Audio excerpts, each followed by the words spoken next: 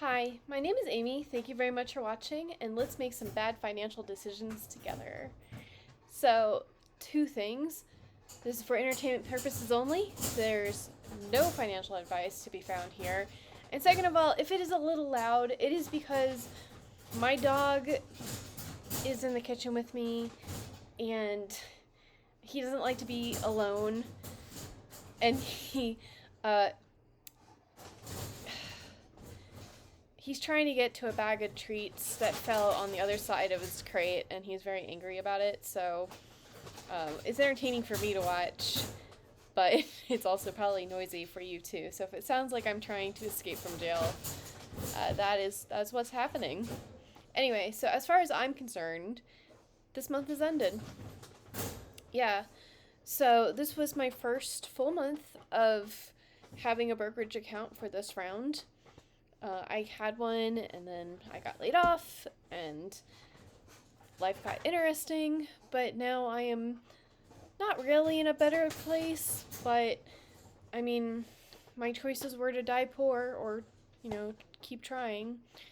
So, anyways, um, there's a few left, like Spy T and the last QDTE that I'm actually going to put into the September spreadsheet because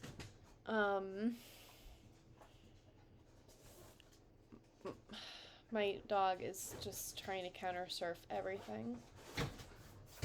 Okay. Anyways, yeah, those are going to September because the payout's going to be in September, and um, it's going to count as being September. So, anyways, Misty is at 44% of my holdings, around 40%. So I got $823 from them this month. Nvidia was about half. Not because I have half the shares, but because Nvidia only paid like 60% this month instead of the usual 100. So hopefully they fix that this month, or they don't. I mean, it's kind of good that even on their crappy months, they're paying 60%. So hopefully they figured it out. Anyways, for WiMAX, I got around $30. Ulti was 17. QQI 12. So I got $1,360 in total. I really do like QDTE, and I did spend some time thinking about RDTE, which I'm excited. It's supposed to come out in September. So I think the dividend wheel for RDTE will look something like when it's Spy T's turn, RDTE will go into Spy T, and then when Spy T pays out, it'll go into RDTE. AIPI and FEPI, I mean, they have the same declaration date, so whichever one pays higher, which it looks like it's going to be AIPI in general, then RDTE to AIPI, and then when AIPI pays out, it goes back into RDTE, JEPQ, and then we will see about Yield Boost. There's like 20 of them that are coming out. It might just be the S&P 500 Yield Boost. Who knows? Yeah. And then for XDTE, that is the S&P 500.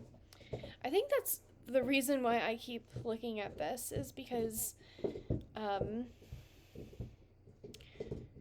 so I do want to get into JEPI because it's one of those diversification funds that they only use like 25% covered calls, so it's something to stabilize my portfolio for on days like today where it drops like 5%. That way I can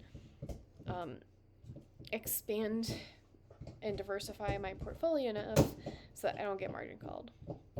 So I like how I have Yield Boost ? Or XDTE. There's nothing wrong with just putting things back into the same fund.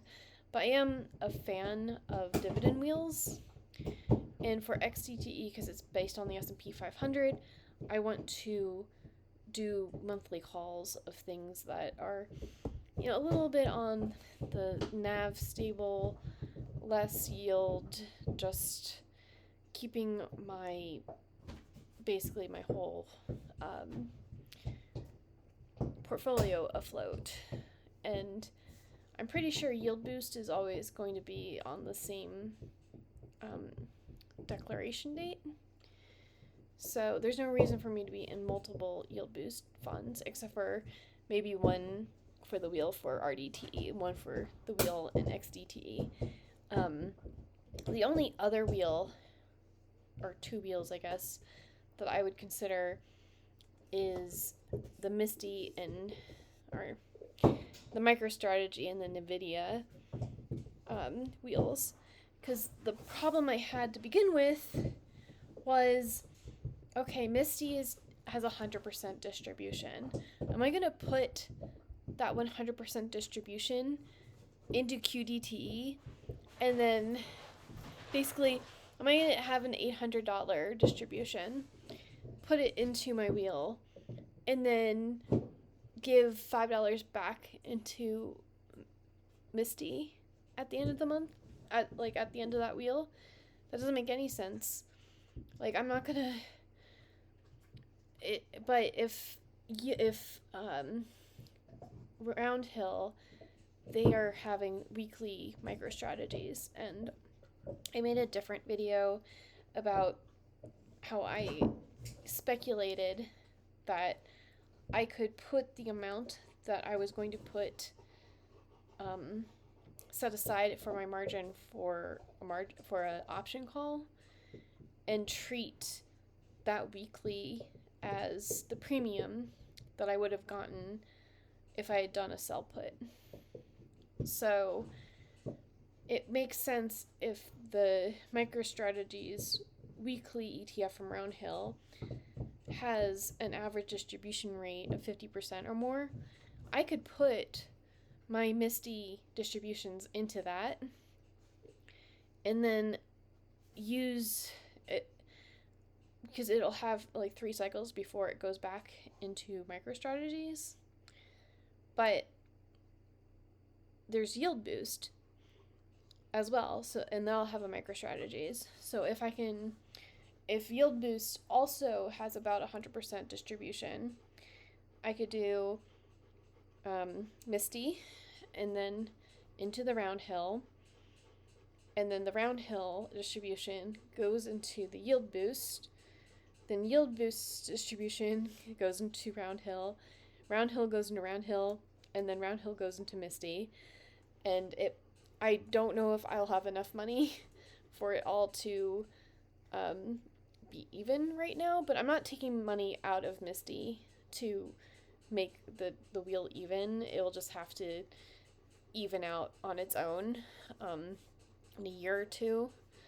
But I do find that interesting. So I could do the same thing with NVIDIA, where we can find different monthly and weekly funds, and they all have, between the 60 and 100% distribution on average, because even though they're the same fund, different fund managers, they're putting their calls at different strike prices, and they just have different strategies, so they're going to perform differently. So, and it's good to have your money in different funds in case one of them, they make bad calls, they get liquidated by the clearinghouse. You don't want to lose all of your money from one fund.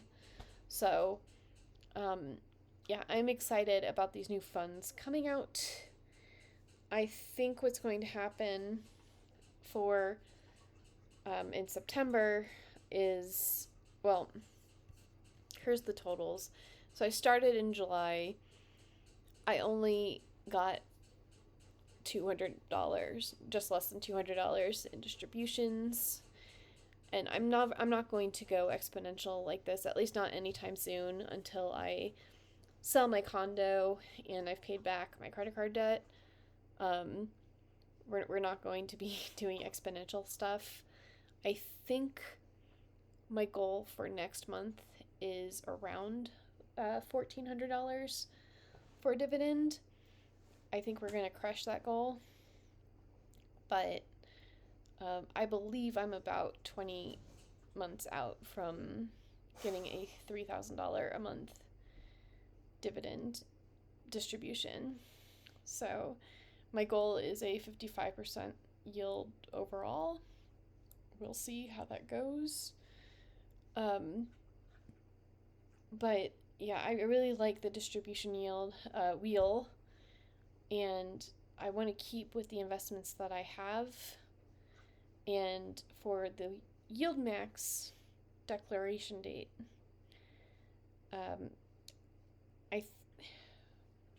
when I wrote the contract for myself for like how I'm going to invest, these other funds did not exist, but it still makes sense to me that if Misty is 90% or above, all of my new money for investing filters through Misty.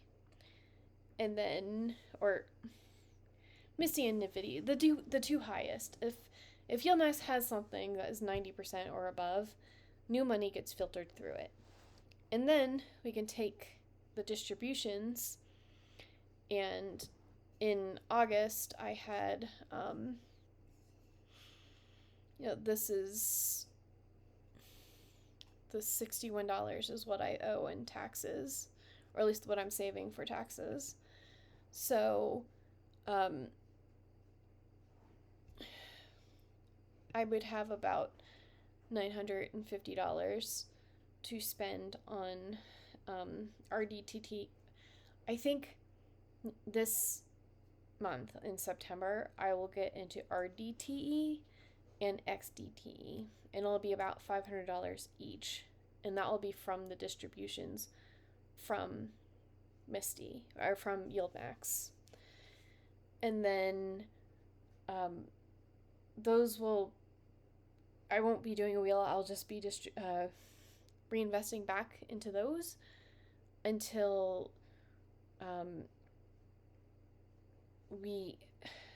because I'm trying to keep my margin at one paycheck until I do sell my condo.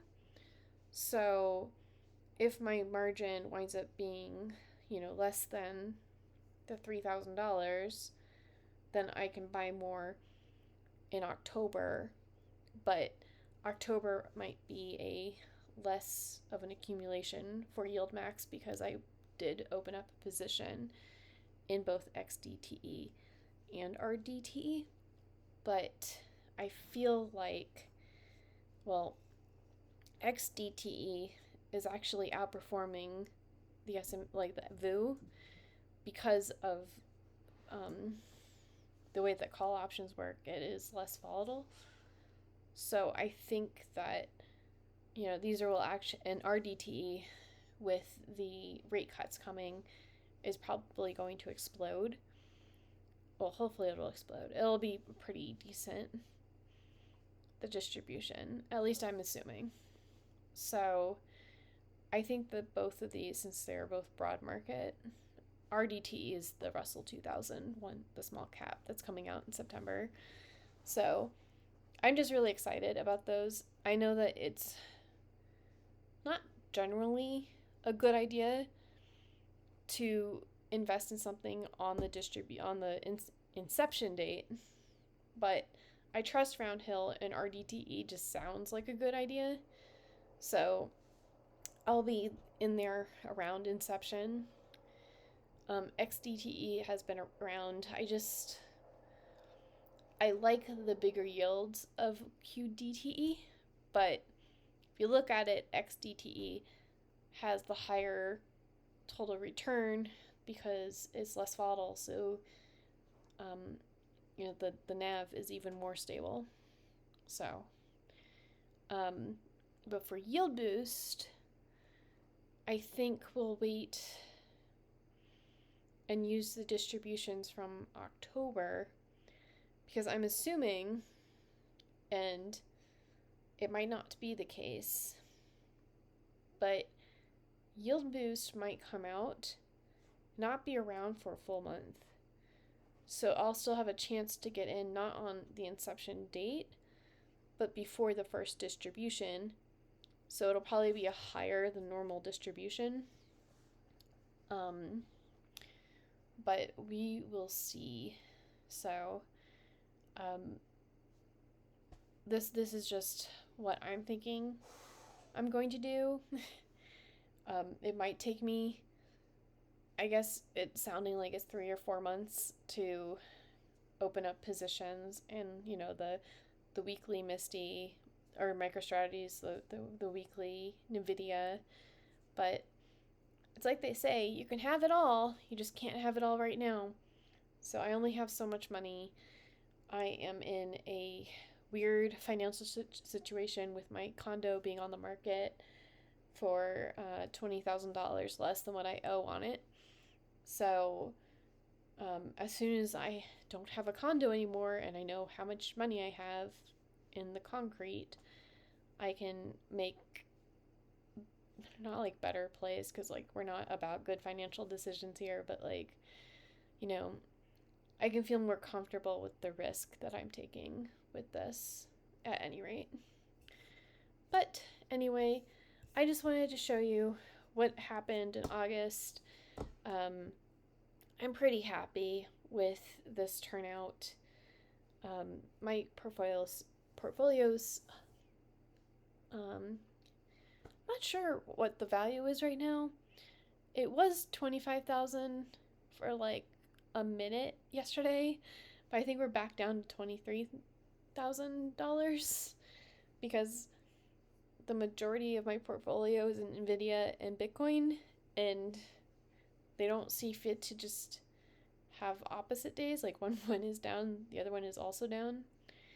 But yeah, I just wanted to say that, to state what my goal is, which I think $1,400 is conservative, but I also don't have control over what the distributions are. But according to the projection spreadsheet I have, that seems to be what I can expect for next time.